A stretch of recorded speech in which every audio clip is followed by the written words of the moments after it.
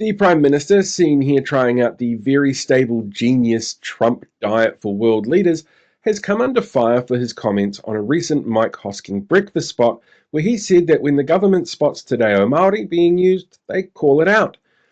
I mean, it's clearly not called out by the listeners of the station who seem to think that it's absolutely fine to vilify the use of the Indigenous language of a country, but people with a rudimentary understanding of how this is anti-Māori have definitely seen it as racist. Said the Prime Minister, look, we know things like Maori road signs are triggering and that makes them, not the people triggered by them, unsafe, unlike the new signs that we've installed that have more fine print than an insurance contract.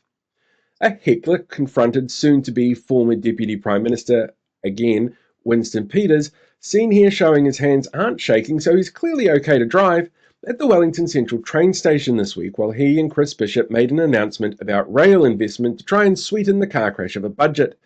The heckler told the 80-year-old Peters he should retire and called him a wrinkled ballsack. Said a spokesperson for ballsacks, hey, we may not be pretty, but at least we have a function. A new report from the Privacy Commissioner shows a growing concern in the public around children's privacy, social media use, and the use of AI in decision-making.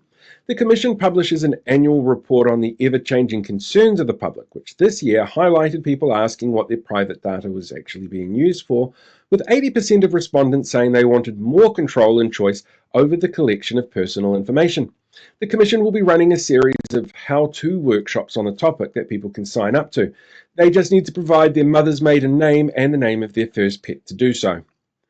Hundreds of protesters filled the grounds of Parliament on Tuesday as debate began on the proposed suspension of Te Pāti Māori MPs for performing the haka after the vote finished on David Seymour's Treaty Principles Bill. The White Privileges Committee has recommended a record amount of time for suspension, with the ACT Party member even pushing for more information about imprisoning her political rivals, which is clearly a very healthy element to have in any democracy. The debate was put off until June after the coalition decided it looked really bad to kick out half of a political party who stand for Indigenous rights as a central tenet of their kaupapa just before the budget, in the same week that the Prime Minister had already admitted to actively removing signs of Māoridom from the country.